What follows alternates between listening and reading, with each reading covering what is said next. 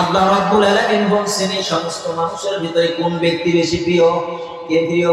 কথা বলেন। হয়তো আপনি বলতে পারেন, শর্মে ভরমে হয়তো বলতে পারেন, হুজুর আপনার দেখতেছি পাঞ্জাবিটা বড় লম্বা, টুপিটা একটু লম্বা, দাড়িও আছে, দেখতে তো এমনি ভালোই মনে হয়, আপনি আগে মনে আল্লাহর প্রিয় হতে পারেন, কিন্তু আসলে কি তাই? আল্লাহ রাব্বুল আলামিন দুনিয়ার মানুষের ভিতরে আল্লাহ রাব্বুল আলামিনের কাছে ওই ব্যক্তি বেশি প্রিয়। ইন্না আকরামাকুম ইন্দাল্লাহি আতকাকুম। বলেন আল্লাহু আকবার।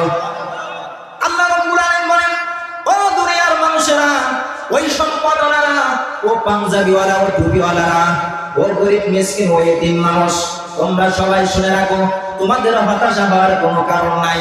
আমি আল্লাহ রাব্বুল আলামিনের দরবারে পাঞ্জাবি শুধু লম্বা হলেও কাম হবে না।